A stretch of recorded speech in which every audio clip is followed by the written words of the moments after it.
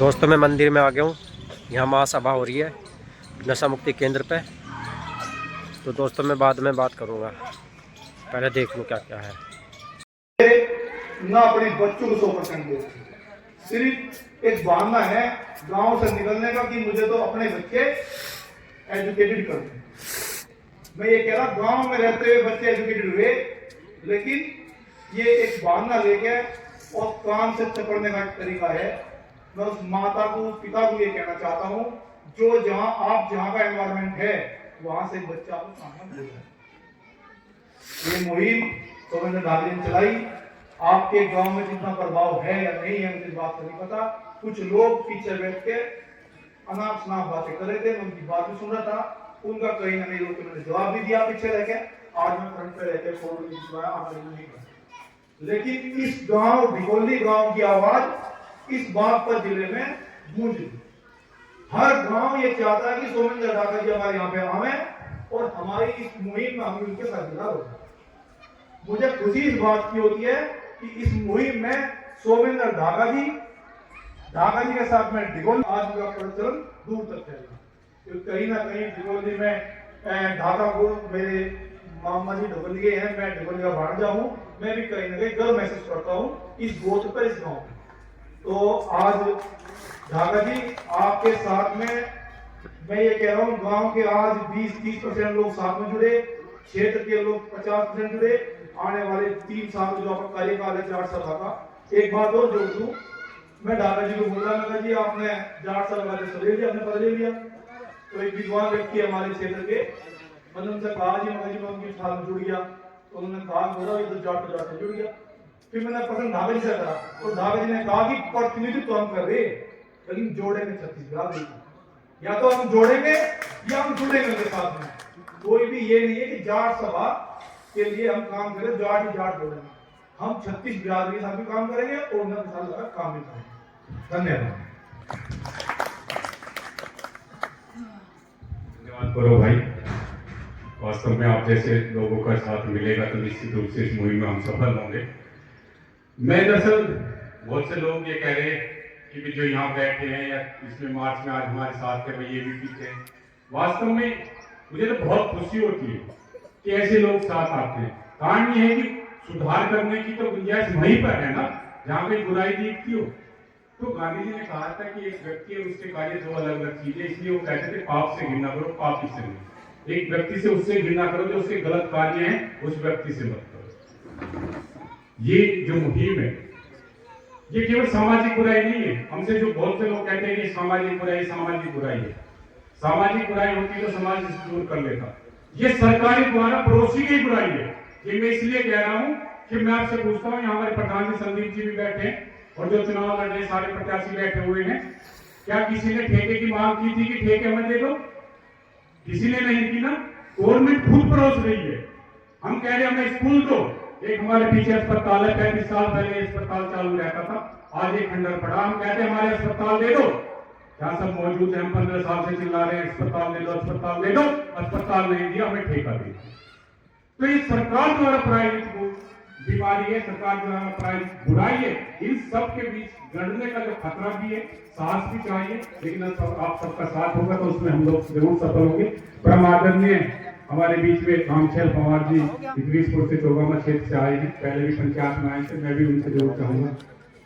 अच्छा चलो, अब मैं हमारे छोटे भाई रोहित जी कुछ बात कहना चाहते हैं, मैं उनसे भी चाहूंगा कि वो भी आपकी बात। आप जैसे छोटे भाइयों पर हम लोगों को बहुत भरोसा है। मैं आज इस कार्यक्रम के माध्यम से गांव में घूमने का मकसद मेरा ये था कि आज जो इस कार्यक्रम में नहीं आया होगा वो शाम को जब आपका सोशल मीडिया पे देखेगा, ये सब कार्यक्रम देखेगा, आपका जो ये प्रभात फेरी देखेगा, तो निश्चित रूप से उसके मन में ये आएगा कि कहीं ना कहीं मैं कोई कार्य से वंचित रह गया। भाई बोलिए। सभी को मेरा नमस्कार। बड़े भाई सोमेंद्र ढाका जी ने जब ये मुहिम चलाई थी तो मेरी बात हुई थी भाई से, बड़ा अच्छा लगा इन्हें सुन के, देख के बहुत अच्छा लगा।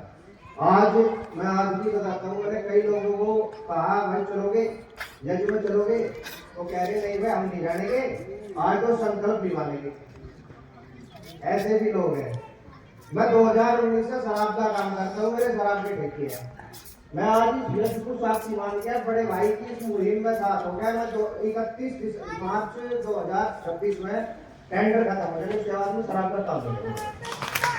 धन्यवाद। रोहित भाई, 2 लाइन में भी आपने कितनी बड़ी बात कह दी, आप उसको सोच नहीं सकते। हम आपकी भावनाओं की कदर करते हैं। बस ऐसे कुछ चुनिंदा साथी यदि नवयुवक यदि सामने आ जाए तो फिर कोई कारण नहीं है कि हम अपने समाज को, अपने गांव को, अपने देश को, अपने प्रदेश को नशा मुक्त प्रदेश बनाने में जरा सी भी हमारी कोई देरी नहीं हो। मेरे बीच में विनोद भाई भी हैं, आप भी 2 बात कहना चाहते हैं। विनोद भाई से कहूँगा कि आप इसी तो खाई लिया, वीडियो बना ली। सभी को सादर नमस्ते। बिना किसी भूमि मैं अपनी बात को आपके सामने रख रहा हूँ। प्रसंग है, अभी हमारे पिता तो लाले जी ने बात कही थी कि स्वामी संभाले, वही बात मेरे प्रसंग याद आ कि मेरे से मैं 2 बात मैं भी कह मुझे भी कह रहे हैं। तो स्वामी श्रद्धानंद का पूर्ण नाम था मुंशी राम बैरिस्टर भाई की तरह बड़े प्रतिष्ठित वकील थे और पुलिस सुपरिटेंडेंट के बेटे भी थे, जो बरेली और बनारस में स्वामी दयानंद के प्रवचन के दौरान उनकी सुरक्षा का कार्य उनके ऊपर था। महात्मा मुंशी राम बैरिस्टर मुंशी राम एक दिन रात को पूरे नशे में धुत होकर के जब घर पे पहुंचे, उनका मित्र था उनको घर तक छोड़ाया। ये बात अपने जीवन और जो आत्मकथा है उसमें लिखते हैं स्वामी श्रद्धानंद जी। आत्म कल्याण मार्ग का 20 पत्नियां मेरे पास में इसी उद्देश्य वो भाई के आंदोलन पहले ही मंगवा ली थी।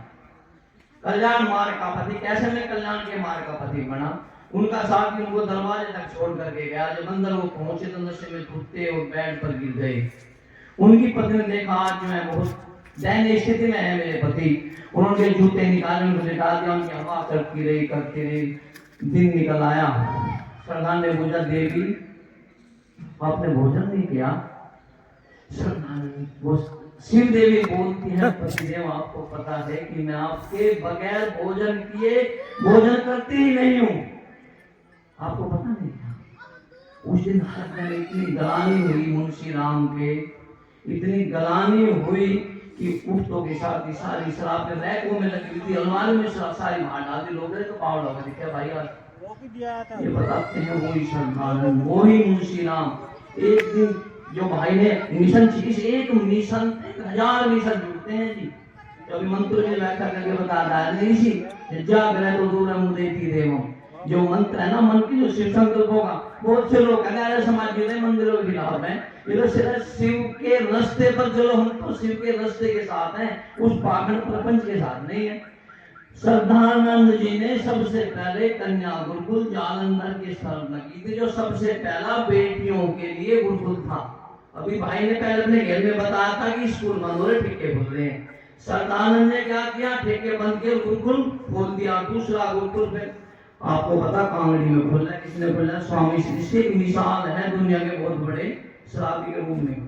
तो क्या हम ऐसा कर सकते हैं? क्या हम सभी को आज से इस बात पे, भाई की बात में बात है, कोई कसम नहीं, कोई संकल्प नहीं, कोई शपथ नहीं, पर हम भी बैठ करके अपनी चारपाई पर विचार करें कि ऐसा क्या हो रहा है कि जो हम इसके नशे में। एक बात और दिल की मैं कह देता हूँ, मैं दुकान में बैठा था 2 साल पहले, मेरे मन में आई कोल्ड ड्रिंक पी लूं। 30 दिसंबर की रात थी, आज मेरे याद है। मेरा लड़का भी बैठा, बोला नो पापा नो तुम शराब पियो तो दूसरी बहुत बात बताओ, तुम तो इसे भी नहीं छोड़ते। और वास्तव में मैं व्यापारी भी दुकानदार भी हूँ, मेरा परिवार भी चल रहा दुकानदारी से। मेरे मन में केवल समझना तो बड़ी ऊंची बात कह दी। मैं उस दिन इस बात का संकल्प पहले कि मर तो जाऊंगा तो मैं कोल्ड ड्रिंक नहीं पीऊंगा। और सभी जानते हो, लेकिन मैं देखता भी हूँ कोल्ड ड्रिंक जी, ये भी बहुत बड़ा पॉइजन है, बहुत बड़ा पॉइजन है। इसलिए जब आप लोग लेना बंद कर दोगे, हम बेचना बंद कर देंगे, दूसरा काम कर लेंगे। लेकिन एक संकल्प करो कि हम इन नशे जैसी अन्य जितने भी दुर्व्यसन हैं उनसे दूर हो करके, और वास्तव में अगर आप यहाँ शिव मंदिर में आए हो, भाई मंदिर मन से ही तो है। शिव बाबा का दरबार तो पूरी दुनिया में कहीं चले जाओ। अंतिम जो शोभा नाम की जो व्याख्या की थी स्वामी ध्यान, जो शिव के नाम की गई थी, शिव कल्याणी धातु से जो जिसकी उत्पत्ति होती है अभी, तो वास्तव में आज कुछ विचार लेकर के जाओ।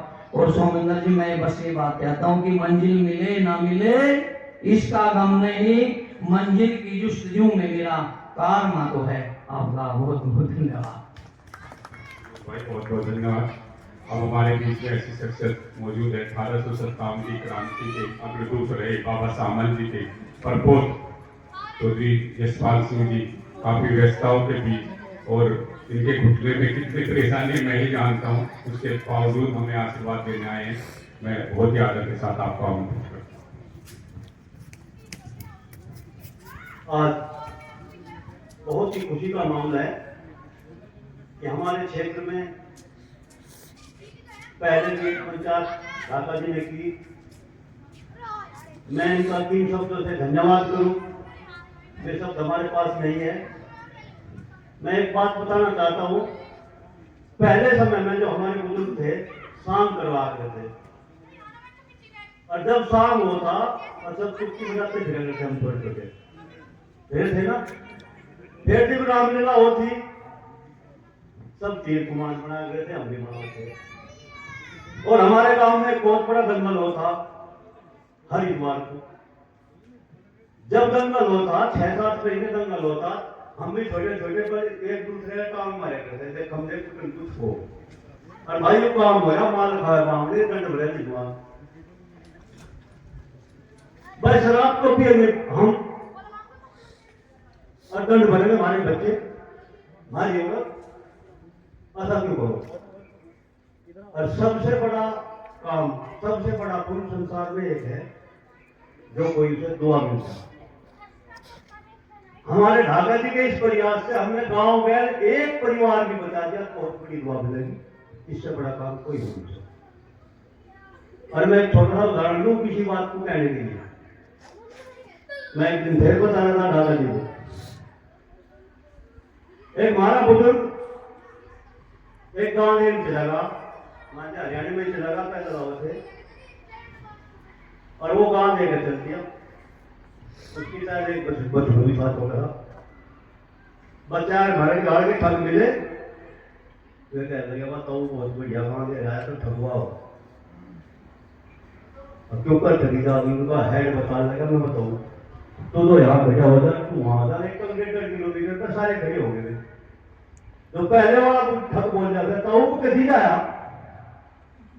कभी अरे मैं तो कहाँ जाया या तो गदी वो गदी का है, वो कहाँ का है, रोड़ा रुका होगा तुम चलिए मिला 1.5 किलोमीटर पर दूसरा वो कहना था वो गदी पे है, बहुत हो गए तो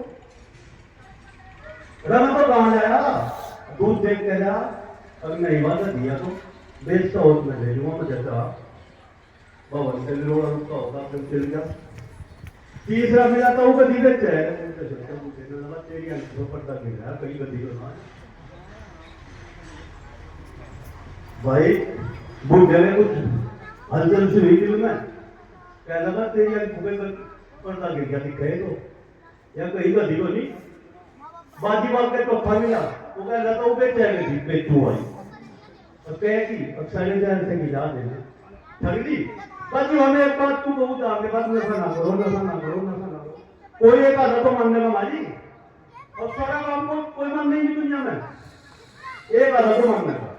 तो हमें जो भाई ने आप सब ने एक मुहिम चलाई, हमें मुहिम चलाते रहना, कोई मानने का। हम गाँव गए एक आदमी को एक परिवार को बचा के और बहुत बड़ी दुआ आपको मिलेगी। धन्यवाद। इसी के साथ मैं और बताऊं बस 11 फरवरी को बाबा सामल का जन्मदिन है, 1000, 2000, 3000 जो कुछ होंगे वहां भी आऊंगे या मुहिम वहां भी चलेगी। हर 6ठे महीने 11 फरवरी 18 जुलाई को वहां एक मीटिंग हो और 1000, 2000 पूरे जिले के 2-3 जिलों के जिम्मेदार योग किया हुआ है, सारी बापू के तोड़ दिया हुआ है और अधिकारी किया हुआ है। बस सब क्या वहां भी करेंगे और इसको इनको पार करेंगे, आपका सहयोग करता है। धन्यवाद। धन्यवाद, बहुत बहुत धन्यवाद आदरणीय चौधरी साहब। हम सदैव आपके आशीर्वाद के आकांक्षी रहेंगे। मैं सामने देख रहा हूँ योगेंद्र वैद्य जी हमारे बीच में है, मैं उनसे भी चाहूँगा कि भाई योगेंद्र वैद्य जी भी मुँह से चलकर हमारे बीच में आए, वो भी अपनी बात है।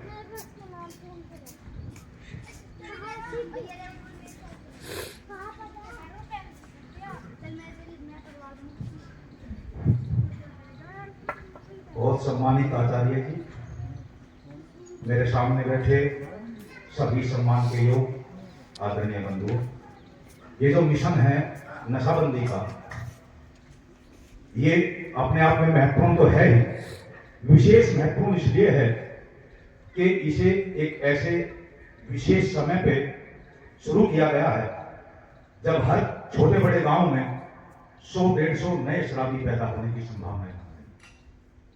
पंचायत चुनाव प्रस्तावित हैं, समय बेशक नहीं रखा गया हो, लेकिन बहुत जल्दी में पंचायत चुनाव होंगे और इन पंचायत चुनाव में हर गांव में जो हम जैसे प्रत्याशी होते हैं उनके लिए सबसे आसान है शराब बांटकर वोट लेना। अपने पुरुषार्थ पे, अपने काम पे, अपने चरित्र पे बहुत कम व्यक्ति वोट मांगते हैं।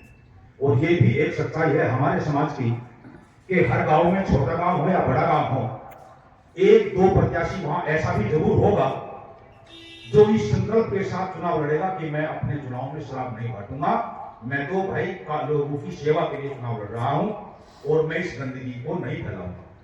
लेकिन चुनाव का परिणाम तब आता है तो हम उन लोगों को इतना हतोत्साहित करते हैं, उनको ऐसा फटके पर लगाते हैं कि वो भविष्य में कभी भी इस प्रकार की संकल्पना अपने मन में नहीं सोचते, सोचने की हिम्मत नहीं करते कि मैं अपने समाज के लिए कोई नए काम लेके आगे चलूं। अब एक कहावत है कि कुआं तो नहीं छाना जा सकता, लेकिन लोटे को हम छान सकते हैं। एक तरफ तो सप्लाई करता है और एक तरफ सप्लाई पाने वाला, एक तरफ हम लोग हैं पीने वाले, दूसरी तरफ हैं हमें देने वाले, वो फ्री की मिलती है। इसलिए जो अबोध बच्चे हैं, जो पीने वाला है उनकी तो सब जानते ही हैं, लेकिन उन पीने वालों को भी ये फिक्र होना चाहिए कि जो अबोध बच्चे हैं, जिनके पास अपना अभी विवेक पैदा नहीं हुआ, जो अभी इतने अकलमंद नहीं हुए कि अच्छे बुरे का ज्ञान कर सके, जब वो हम लोगों को देखते हैं कि 70 रुपए का एक पौवा पी करके 2 टके का आदमी पूरे गांव की मां बहन पर तला गलियों को निकल जाता है और कोई उसे तू नहीं कहता, बल्कि उससे हाथ जोड़ के अपना आपा बचाने क्यों राडगले में घर ले, तो ये इससे बड़ा दुर्भाग्य हमारे समाज का कोई नहीं हो सकता। तो हमारे बच्चे भी उस चीज से प्रेरणा लेंगे। जब गांव-गांव में दंगल होते थे, गांव-गांव में सत्संग होते थे, भजन होते थे, जब गांव-गांव में अखाड़े होते थे, तो आप देखते होंगे कि हमारे गांव में ही, हमारे बीच में हमारे बच्चे यहीं से पहलवान निकल के पैदा हो जाते थे, यहीं से सांगी रागणिया भजनी उपदेशक यहीं से पैदा हो जाते थे, क्योंकि उन्हें उस प्रकार का वातावरण, उस प्रकार का सत्संग मिलता था। आज हम लोग अपने बच्चों को ऐसा वातावरण, ऐसा सत्संग और ऐसा माहौल देने में असफल है पूर्ण रूप से। आज हम माहौल दे रहे हैं तो नशे का माहौल दे रहे हैं, और एक ऐसी विकृति हमारे ये समाज की विकृति इसलिए है कि अगर मैं नहीं पी रहा लेकिन मेरा भाई पी रहा है तो मुझे झेलना पड़ रहा है, प्रताड़ना मेरे ऊपर है, उसने तो पी लिया, बुलाने मेरे ऊपर है। इसलिए ये एक ऐसी विकृति है हमारे अंदर जो पनप गई है समाज के अंदर। 1995 में हमारे गांव में तहसीलदार पहुंचे, क्या एक्ट क्या कानून था मुझे नहीं पता, लेकिन उन्होंने जाके वहां अड्डे पर सौभाग्य से नहीं मिल गया उन्हें, मैं 3-4 आदमी के साथ खड़ा था वहां, तो उन्होंने कहा कि क्या इस गांव में आर्य समाज मंदिर है, आर्य समाज मंदिर, आर्य समाज की शाखा? हमने कहा है जी। तो आपस में बताया तो यहाँ तो मुश्किल है। हमने कहा साहब क्या काम है, क्या बात है? तो उन्होंने कहा कि यहाँ शराब का ठेका खोलने का है, कोई इच्छुक हो तो हमने कहा फिर आर्य समाज? बोला जहाँ आर्य समाज है वहां शराब का ठेका खोलने में सरकार संकोच करती है और ये चाहती है कि आर्य समाजी लोग वहां हंगामा न करें। तो मैं ये समझता हूं कि 1995 तक, ये तो मेरे सामने घटना है, तो जिस गांव में आर्य समाज की शाखा होती थी वहां सरकार भी ठेका खोलने का साहस नहीं करती थी, सहसा ही। लेकिन आज की स्थिति बदल गई है, आर्य समाज के लोग भी हैं, लेकिन ऐसा कुछ नहीं। 2 मिनट में अपनी बात खत्म करूंगा। मैंने भी 2 साल पहले अपने गांव मोरी कला में शराब का ठेका जो 14 साल से चल रहा था उसके विरुद्ध आवाज उठाई थी और इतना बड़ा हंगामा हुआ, हजार लोगों की मीटिंग और पंचायत गांव में गांव के लोगों की आयोजित हुई। पूरे प्रशासन में हड़कंप रहा, पूरे अखबार में, सोशल मीडिया में पूरा मतलब उसका मामला छाया रहा। राजभवन में हमारे डीएम साहब थे, मैं 300 आदमियों के साथ, गांव की महिलाएं, लड़कियां, बच्ची, छात्राएं सब थे, वहां गया, उनसे मिला, उन्हें ज्ञापन दिया। तो उन्होंने जब हम 3 आदमी अंदर वार्ता के लिए बुलाए तो उन्होंने एक ही बात कही कि भाई अगर आप शराब नहीं पीते बढ़िया बात है, मैं भी शराब नहीं पीता, मैं बागपत में रहता हूँ और मैं विदेशी वाइन शॉप भी है यहाँ, लेकिन मुझे नहीं पीनी तो मैं नहीं पीता, उनके पास तो निकल जाता हूँ। तो आप लोगों को समझाओ, कोरोना का समय निपटा है और कोरोना के समय में अस्पताल बंद थे, स्कूल बंद थे, लेकिन शराब के ठेके खोल दिए थे सरकार ने। तो डीएम साहब ने कहा, मैं आपको बताना चाहता हूँ, एक बड़ा राजस्व का केंद्र बना दिया है सरकार ने और इस समाज ने, कि उन्होंने कहा था कि हमें जो तनख्वाह मिली है कोरोना काल में वो केवल शराब बिकने के कारण मिली है, नहीं तो हमें भी तनख्वाह नहीं मिली 3 महीने तक। तो ये समाज का और सरकार का टकराव की बात नहीं है, लेकिन जिम्मेदारी है उन लोगों की, जैसे जो भी जिम्मेदार बनना चाहता है, जो प्रत्याशी या प्रधान है, खाप चौधरी है, या कोई ऐसा अधिकारी है जो समाज में अपना विशेष स्थान रखता है, जिसकी बात कई तरीके से सुनी जाती है, तो उन जिम्मेदार लोगों की जिम्मेदारी है कि हम अपनी जिम्मेदारी का निर्वहन करें। जो प्रत्याशी जिन गाँव में 4, 5, 6, 8, 10 होंगे, तो आप 10,000 लोगों की आबादी को समझाने में हो सकता है हमें सफल हो जाए, लेकिन अगर हम 5, 7, 10 प्रत्याशियों से सब जाके ये आग्रह करें और उन्हें इस बात को इकट्ठा करके मनाने का प्रयास करें कि भाई आपको तो 5 आदमी को तो मानना है, 5,000 तो नहीं मानते, 5 आदमी मान जाओ भाई, आप इस चुनाव में शराब मत बांटो, अगर आप चुनाव बांटोगे तो हम आपके खिलाफ जाएंगे। तो लगता है कि कहीं ना कहीं शुरुआत होगी। खैर, भाई साहब ने जो मुद्दा उठाया है, मैं तो केवल ममित्रा से इनकी बात सुन के इनके इस मिशन को, क्योंकि हमारे मन को छूता हुआ मिशन है, तो हम आपसे वादा करते हैं, शिव मंदिर में आस्था का केंद्र है, कि जहां जहां जब जब इस मिशन में हमारी जरूरत होगी, हम पूरे तन मन धन से इस मिशन के साथ रहेंगे। धन्यवाद। गोविंद भाई, वास्तव में बात ये रेवेन्यू की जो बात आई, राजस्व की बात, बहुत लोग कहते हैं कि भाई इससे राजस्व जनरेट होता है, सरकार की आमदनी होती है। मुझे इससे वाहियात तर्क कुछ नजर नहीं आता, बहुत बेहुदा तर्क है। जब यदि इसी से देश प्रदेश चल रहा है, तो फिर मुख्यमंत्री प्रधानमंत्री नशा मुक्त अभियान क्यों चला रही है? खुद भी तो चलाते हैं। फिर जब वे खड़े होकर मंच से कह दो कि सब लोग मिलकर शराब पियो, देश चलाना है, प्रदेश चलाना है। पहले टोल नहीं थे, हर किलोमीटर पे चलने का 1.5-2 किलोमीटर 1.5-2 रुपया लिया जा रहा। अब वो भी तो रेवेन्यू जनरेट हो रहा, वहां से भी तो पैसा आ रहा। ये तो बहुत वाहियात फर्क है। हाँ, ये देश नशे से मुक्त हो सकता है, रोहित भाई कैसे कह रहे? मैं कितनी, मतलब एक ठेके से कई ठेके, शायद रोहित भाई के होंगे, कितने ठेके? 2 ठेके हैं। एक ठेके से कितनी मोटी आमदनी होती है, आप कल्पना नहीं कर सकते। और आपने कह दिया कि 31 मार्च के बाद में मैं ठेके के लिए अप्लाई करूंगा। जो अपनी इतनी आर्थिक क्षति को व्यक्तिगत रूप से एक व्यक्ति सहन कर सकता है, तो क्या राज जो है शराब को बिना नहीं सकता? बिहार भी तो चल रहा है, हरियाणा में भी तो शराब बंदी हुई थी, गुजरात में भी तो शराब बंदी है। लेकिन ये बेहुदे तर्क है, और जिसे नहीं छोड़ दिया, जिसे बंद नहीं कराने, उसे देता है। अभी हम कुछ बाहर से हमारे साथी आए हैं, उनके बाद में मैं गाँव के साथियों को आमंत्रित करूंगा। मैं अन्नू भाई से भी चाहूंगा कि अन्नू मलिक जी किसान संगठन के आदमी हैं और सदा आवाज उठाते रहते हैं किसानों की। मैं भाई अन्नू मलिक से भी चाहूंगा वो भी अपनी बात रखें। बहुत बहुत धन्यवाद आदरणीय सोमेंद्र ढाका जी। आज नशाखोरी के खिलाफ आयोजित इस महायज्ञ में, संकल्प यज्ञ में पहुंचे इस क्षेत्र के सभी जिम्मेदार किसान बंधुओं, बुजुर्गों और नौजवान साथियों, अमीर से भी चाहूंगा कि आप इस पवित्र काम में हमारे बीच में आए। आप भी अपनी बात। सबसे पहले तो जनपद बागपत के एक ऐसा गांव जो अपनी एक विशेष पहचान रखता है, खोजियों के गांव भिकोली में की पावन धरती, इस प्राचीन शिव मंदिर के प्रांगण में उपस्थित आज के इस नशामुक्त अभियान के कार्यक्रम के अध्यक्ष जी, आचार्य जी, संयोजक आदरणीय श्री सोमेंद्र ढाका जी, और बिजरोल से चौधरी यशपाल थांबा जी, हमारे बड़े भाई किसान मजदूर संगठन अन्नू मलिक जी, और मेरे सामने बैठे हुए तमाम सामाजिक चिंतक, राजनीतिक विश्लेषक और इस गांव के सम्मानित बुजुर्गों, दोस्तों, नौजवानों, और चाहो मेरी आंखों के सामने हैं या जिन्हें मैं नहीं देख पा रहा हूं लेकिन मेरी आवाज सुन पा रहे हैं, आप सभी को मैं सबसे पहले महाक्रांति ग्राम बसोद और अपनी ओर से नमन करता हूं, सलाम करता हूं। दूसरी बात, मैं अपने आप को गौरवान्वित महसूस कर रहा हूं कि आज मैं एक ऐसे कार्यक्रम की कड़ी बनने जा रहा हूं जो वास्तव में एक ऐतिहासिक बनेगी। मैंने सोशल मीडिया के माध्यम से सर का वीडियो देखा तो मुझे पता चला कि आज भिगोली गांव में एक महायज्ञ होने जा रहा है, तो उसमें मैं बसोद गांव से यदि आहुति ना दूं तो शायद ये मेरे लिए और मेरे गांव के लिए अपमान होगा। जैसा सर ने बताया कि महाक्रांतिकारी ग्राम बसोद 1857 क्रांति का एक ऐसा ऐतिहासिक गांव है जिसने बाबा साहमल के नेतृत्व में लड़ाई लड़ी और अंग्रेजों के दांत खट्टे करने का काम किया, और इसका परिणाम ये मिला कि पूरे गांव को अंग्रेजों ने फूंक दिया और पूरा गांव शहीद हो गया था।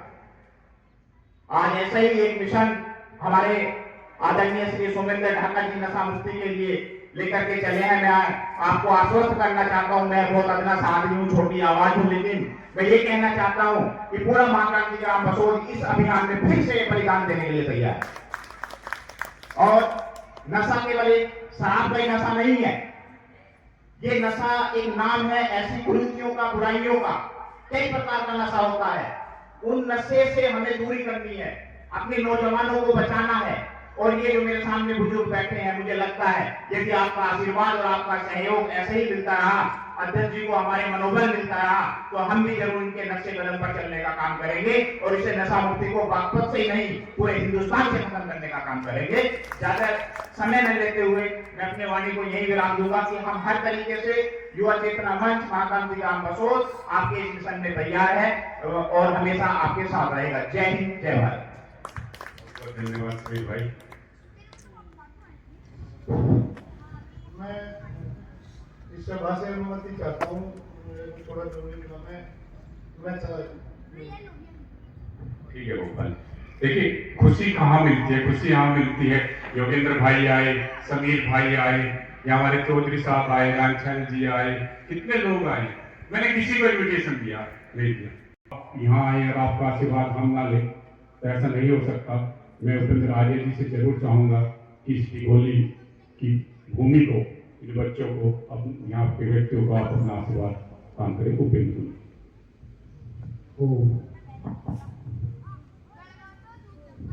इस नशा मुक्ति इस महायज्ञ में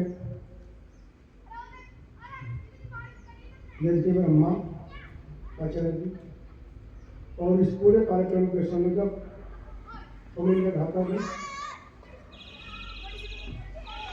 अधिकतर लोग मेरे परिचित हैं, उनके समाज में काम करके 10-12 साल हो गए, तो मैं सबका नाम ले करके सभी को नमन करता हूँ, नमस्ते करता हूँ। देखिए, संसार का प्रत्येक प्राणी सुख चाहता है, कोई भी प्राणी दुख नहीं चाहता है। और विद्वान लोग कहते हैं कि पहला सुख क्या है, निरोगिता है, और दूसरा सुख घर में हो माना है। अब जो ये नशा है, आप विचार करें तो इस नशे से धन की हानि भी है, स्वास्थ्य की हानि भी है नहीं है? आप सब स्वीकार करेंगे हाँ है। और देखिए हम सब मनुष्य हैं, और मनुष्य की शास्त्रों में तो परिभाषा दी गई है, वो दी गई है कि जो किसी भी कार्य को करने से पहले विचार करता हो उसके परिणाम पर, इसका परिणाम क्या होगा, जो ऐसा विचार करता है वही मनुष्य कहलाता है। तो हम सब मनुष्य हैं। आदरणीय विक्रम जी ने भी अपनी बात रखी थी और बहुत अच्छी भूमिका बांधी। चौधरी यशपाल जी ने, सभी वक्ताओं ने अपने अपने स्तर पर बात कही है। बस मैं भी अपनी बात को अपनी सहमति प्रदान करता हूँ। भाई सोमेंद्र जी हालांकि मुझसे परिचित नहीं है, पर मैं इनको काफी दिन जानता हूँ, अच्छा कार्य कर रहे हैं। और देखो मैं तो वानप्रस्थी हूँ, धन तो मेरे पास नहीं है, लेकिन तन से और मन से 24 घंटे मैं जब भी सोमेंद्र जी इस अभियान में मुझे छोटा सा फोन भी करेंगे, मैं तुरंत दौड़ करके आपके पास में आऊँगा, आपको पूर्ण समर्थन में देता हूँ इस काम के लिए। और मैं तो चाहता हूँ कि आप सब कड़ी बन जाए इस कार्यक्रम की, और इस कार्यक्रम को गांव-गांव में लेकर के पहुंचे। जल्दी अभी फरवरी माह में हमारे गांव में गुरुकुल में वार्षिकोत्सव भी है। हालांकि मैं बड़ौद में रहता हूँ 20 साल से, पर गांव में रहता कुछ जमीन भी है, गांव में सब कुछ है, भाई भी है। तो मैं आपको निमंत्रण दे रहा हूँ कि हमारे गांव में 5 से 6 साल में वार्षिकोत्सव है। आप वार्षिकोत्सव में भी आए और वहाँ पे अपने विचार रखेंगे। आप सबने सुना, आप सबका बहुत बहुत धन्यवाद, आभार। जी आपका आशीर्वाद, आपका समर्थन हमारी पूंजी है, हम इसे संजो के रखेंगे। बहुत बहुत धन्यवाद। मैं अपने छोटे भाई हर्ष से भी चाहूँगा कि आपको हमें मिलकर बहुत आगे चलना है। आप भी संक्षिप्त में अपनी बातें रखें, करीब 4.5-5 घंटे हो गए। आगे और कार्यक्रम हम लगातार करते रहेंगे।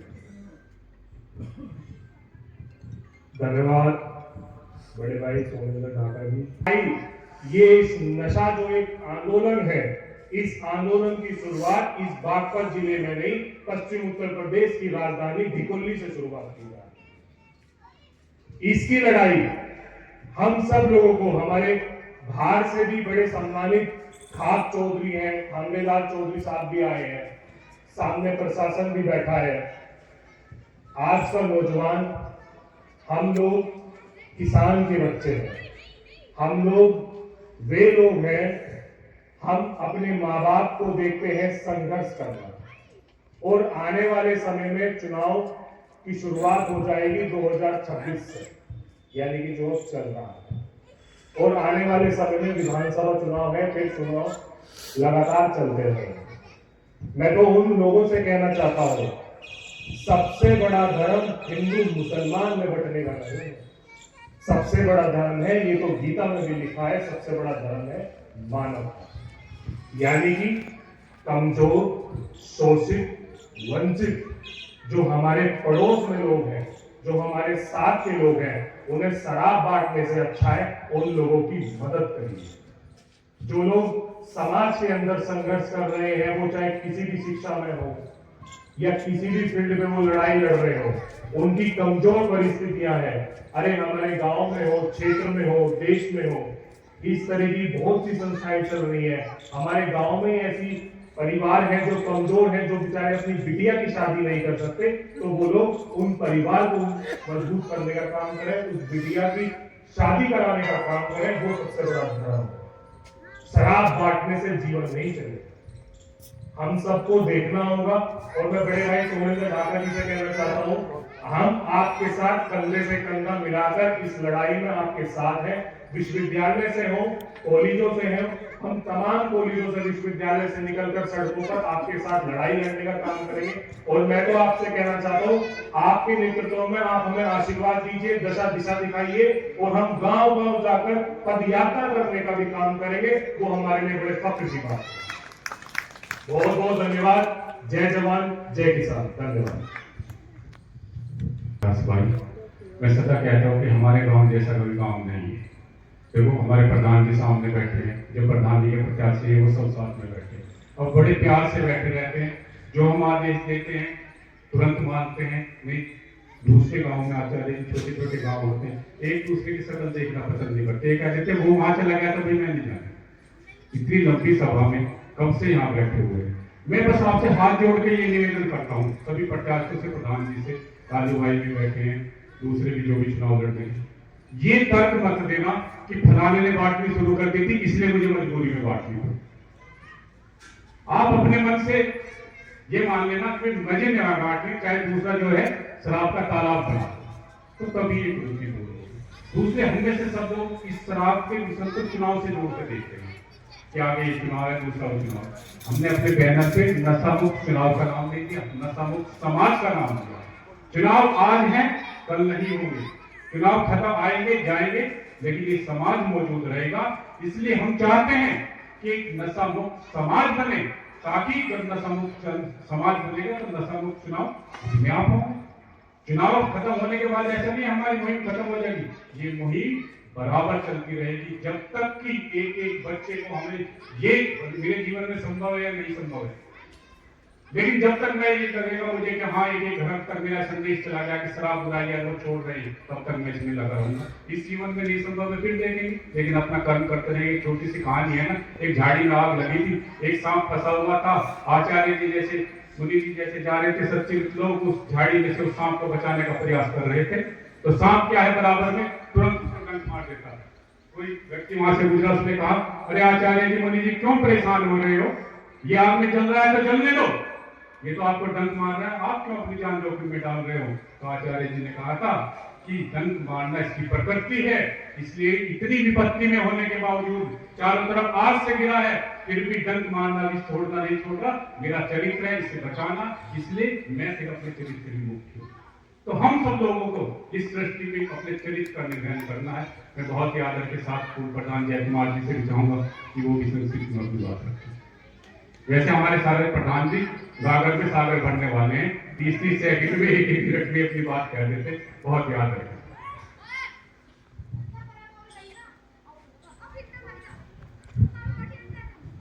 आदरणीय, आज हमारे गांव के शिव मंदिर में उपस्थित इस मुहिम के अध्यक्ष जी और यहाँ पर आचार्य जी, मुनि जी और मेरे सभी सम्मानित गुरुओं दोस्तों का बात तो बहुत हो चुकी। आज से बड़े बड़े उपदेशक बता रहे हैं, सब अच्छी अच्छी बात कह रहे हैं, मानना भी चाहिए। पर मैं एक बात और कह रहा हूँ, उस दिन की पंचायत से और आज में मुझे भी फर्क दिखाई देगा। लोग कह रहे तुम जो पैसे बचा रहे हो 30-30 लाख का खर्च हो लेता वो हो लेता, पर यहाँ भूले गांव का ही पैसा होगा, पर किसी जयकार का कोई संदीप का नहीं होगा। आज नहीं तो कल वो आऊंगा गाँव से, फिर कहोगे मैं संदीप में काम नहीं किया, नागरिक की। तो मेरे भाई सब गाँव का ही हो रहा है, तो भूले वो उसकी हो गया, उसकी हो गया। प्रयास करोगे, लगन करोगे तो सफलता जरूर मिलेगी। सरकार की भूमिका थी उनके 4 वर्ग में। एक मिसाल थी, एक रेल के आगे आकर कट कर लगी, तो वहाँ जो गार्ड था उसकी थी, उस पर मुकदमा हो गया, उसकी तारीख लगी, पूरा गाँव कैसे बिकी। वो कहने लगा तारीख पर गया जी, तारीख पर कहना जी गांव तो अचानक आगे आ गई, दूसरी कोर्ट में उसका पिछन खुला, फिर तारीख लगी, दूसरी में उसने अपनी फिर सफाई दी, तीसरी तारीख पर लगी, तीसरी में फिर सफाई दी। तो उसने भी कसम खा ली, पर इसे खुच्चा छोड़ेगी, उसकी जो चौथी उसमें तारीख लगी। हाँ ये गाय कैसे कटी? नुगा जी कहाँ तो मैं बताऊंगा ऊपर कटी। नुगा रेल आई थी, कहाँ तो कोई खेत बगल खेत पारी, तो अंजन गा के उनको भग लिया, पटरी छोड़ दी, पटरी छोड़ दी तो गा के पीछे जा लिया, फिर कुआ आ गया, गा कुएं पाँव कूद गई, अंजन भी कुएं पाँव कूद गया। फिर गाय जामुन का पेड़ खड़ा था, जामुन के पेड़ पे चढ़ी गई, अंजन भी पेड़ पे चढ़ गया, जीप जा का काम है, तो उसकी फिर हम तारीख मिलेगी। तुम 3-4 मिनट तुम प्रयास करोगे, बात पर हो और भी हमारे ढेर काम करेंगे, तो वह बंद जरूर हो जाएगा, इतना तो ना हो नहीं। और ज्यादा बिना बस ज्यादा बिना जैसे कांग्रेस से घूमने ना भाई वॉलंटियर से कुछ उसने गाय छोड़ दी, छोड़ दिया, उसने वो छोड़ दिया, भाई ये ऐसे ऐसे तो बंद हो गया। मैंने जान तो करता नहीं, जो अपनी जगह फिर मोड़े देखना मानने, लेकिन फर्क जरूर पड़ेगा। कोशिश करी दो और प्रयास करिए। यार मैं नहीं कि मानू ये पीछे ना भाग गए ग्राउंड में बढ़ गए, हमें दिखाई दे नहीं है वकील साहब आपको पीछे ना भागते ही ग्राउंड में बहुत गए, फिर सबका मत मार, और ये दूषित परिणाम है। जब मैं पी रहा हूँ मुझे बढ़िया लग रहा, मैं तो बुरा नहीं लग रहा। जब मेरा लड़का पीका होगा, मुझे गाड़ी देगा, मुझे 4 बार ठोकेगा या जमीन बेचेगा या दूसरे में राइट मोड़ लेगा, जब मुझे महसूस होगा कि मैं सब नहीं हुई। अब तो मैं पीरा बढ़िया लग रहा हूँ, मैं पी रहा हूँ, हो सके मेरा बड़ा तो दुखी जरूर है। किसी का लड़का पी रहा है तो उसका बाप दुखी है, किसी का बाप पी रहा है तो उसकी औलाद दुखी है, किसी की सब कोई दुखी है जरूर कहीं ना कहीं, उसका असर पड़े, साइड में असर जरूर पड़े। कोई औरत पिएगी वह हमें रोटी भी बुरी लगती होंगी, उसके घर वाले बहुत बुरा होगा, तो भैया अपनी गलती तो जरूर, और वह हम और किसी को सुधारा जाना सुधारा, अपने आप को सुधारे जब अपने अपने को सुधारने तो भी सुधार हो जाए। ठीक है, जय हिंद। बस एक मिनट हुई, 3 मिनट में खत्म करूँगा, क्योंकि ब्रह्मचारी जी ने सुबह तक भोजन भी नहीं किया। हमारे भाई तरुण फौजी जी, हाँ देखो हमारे ये दिवस मतलब आहुति कैसी दे रहे हैं कि सुबह से ऐसे बैठे। मैं माफी चाहूंगा, लेकिन मैं आचार्य जी से कह रहा कि आपकी उपस्थिति हमारे लिए प्रेरणा देती है। बाकी तो रानी ने राय दिया कि नहीं करेंगे, लेकिन दूसरी बात मैं कह जाता हूँ भाई, 5-6 प्रधान खड़े हैं, मेरा तो बहुत जोश है। ये तो नहीं कसम खाऊंगे क्यों ये अपनी ये मुहिम पर नंबर 1 मुहिम हुआ। ये किसी को बंदा नहीं है कि तुम मैं बुला कर घर आई तो दौड़ छोड़, नहीं, ये हमारा फर्ज है कि हम खुद छूटो और दूसरे छुड़ाओ। खाद्य प्रधान लोग थे हम, ये कृपा करके दाम न बन जाए। दौड़ जहाँ मना करते मेरी घर में कहने लगे कम से कम 1.5 आदमी दे चुका हो गए 4 तारीख तक हाथ पाँच हो गया। फिर कहते पेटीएम करके तू बोल नहीं देखा फोन पे करते करे भी है हमारे जो 5-6 मकान करे ले लो सबूत भी है। ऐसा मत करो, हम मंदिर में बैठे हैं तो मतलब ये नहीं हम खुद ही खाना चाहिए, हम खुद ही करना चाहिए मतलब कि हम किसी को नहीं बांध देंगे। मैं और बातें तो नहीं कहूँगा, मैं अपनी बात जानता लेट हूँ। मैं शिव मंदिर में समझा रहा हूँ कि मैं दारू नहीं बांधूंगा, मैं शिव मंदिर में समझा रहा हूँ दारू नहीं बांधूंगा।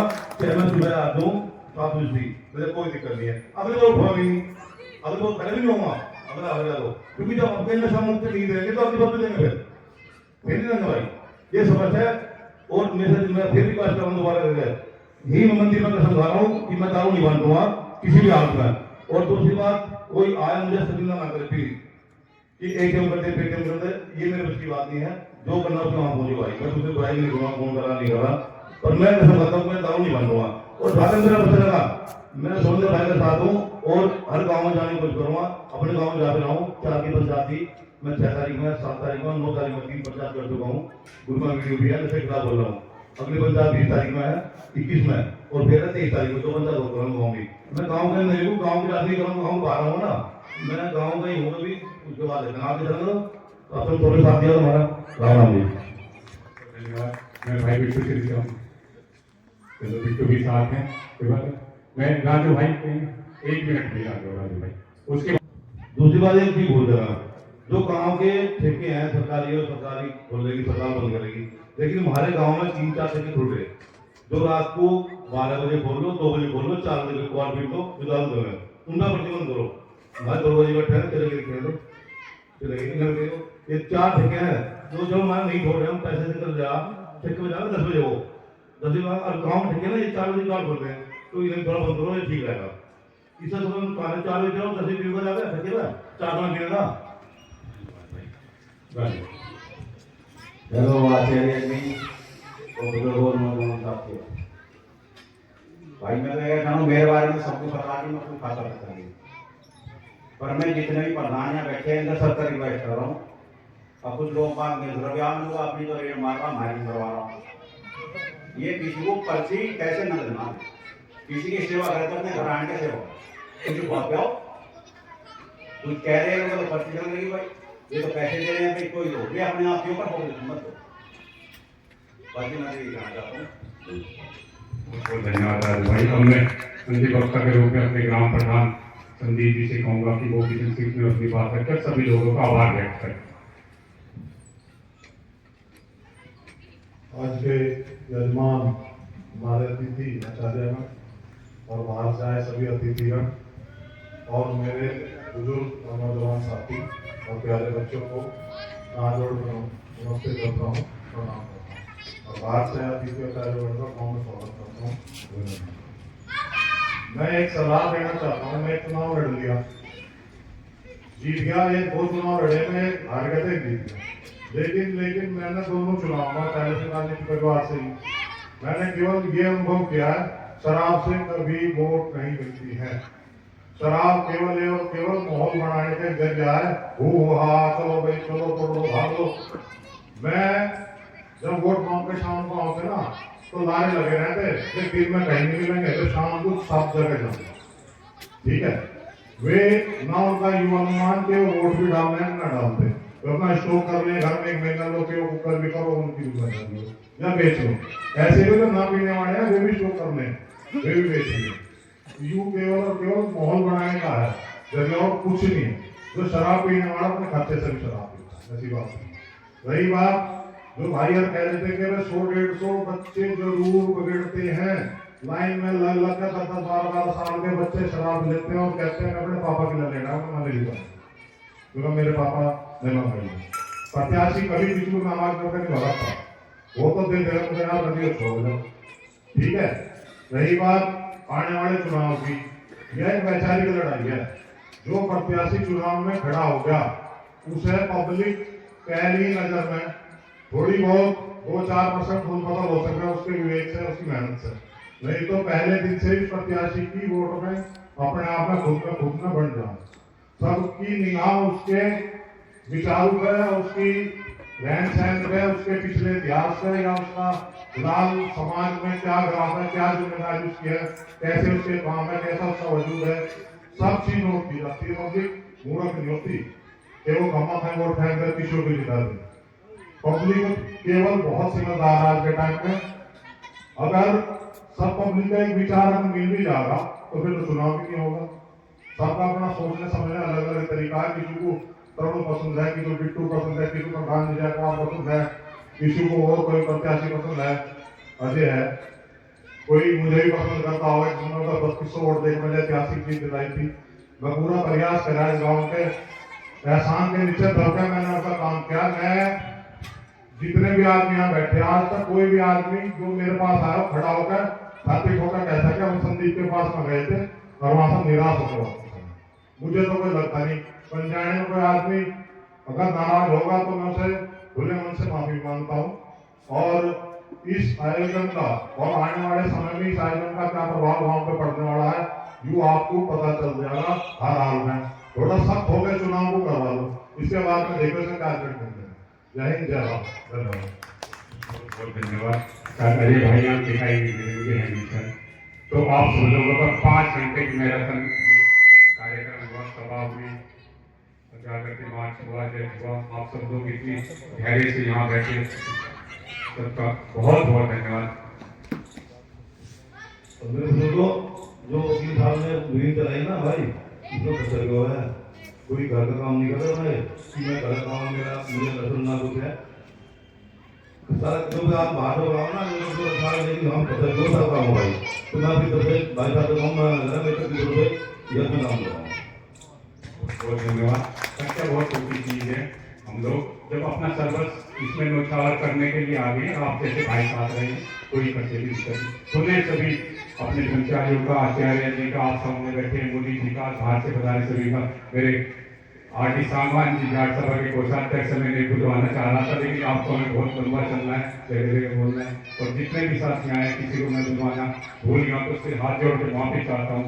और आप सभी के आशीर्वाद से, और ये मैं चाहता हूँ जो हमारी नशा अभियान है समाज के निर्माण के लिए, आप सभी का सदैव आशीर्वाद का आप प्रोग्राम रहेगा। इसी आशा और विश्वास के साथ पुनः धन्यवाद ज्ञापित करते हो इस सभा को।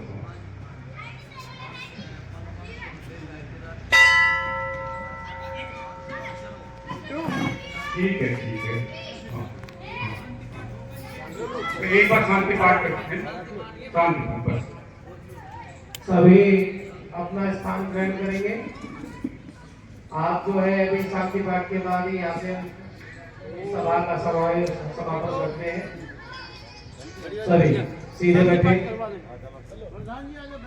ओम जो शांति अंतरिक्ष शांति पृथ्वी शांति आपः शांति रोषधया शांति वनस्पतयः शांतिर्विश्वे देवाः शांतिर्ब्रह्म शांति शामा शांतिरेधि।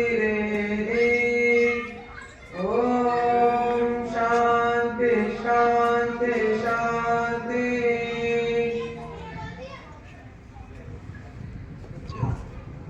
जो बोले तो है वैदिक धर्म की जय।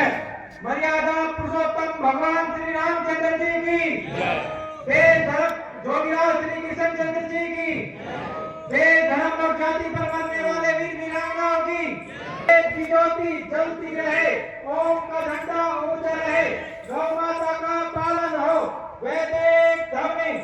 ओम वैदिक अभिवादन। सभी को सादर नमस्ते जी। चिल्ला तो ठीक बड़ा संजीव ना।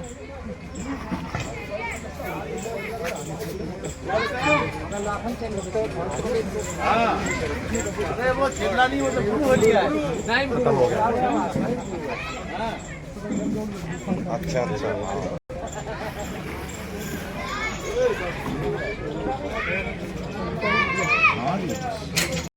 दोस्तों ये था नशा मुक्ति महायज्ञ गांव ढिकोली के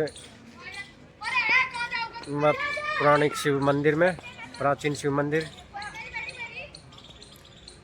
उम्मीद आपको हमारी वीडियो अच्छी लगी होगी। दोस्तों ऐसी ही आगे बहुत सारी और सभाएं, मीटिंगें, रैलियां होंगी जिससे नशा मुक्त समाज हो। ठीक है दोस्तों, हमारी वीडियो कैसी लगी आप ज़रूर बताइएगा। धन्यवाद। जय हिंद, जय भारत।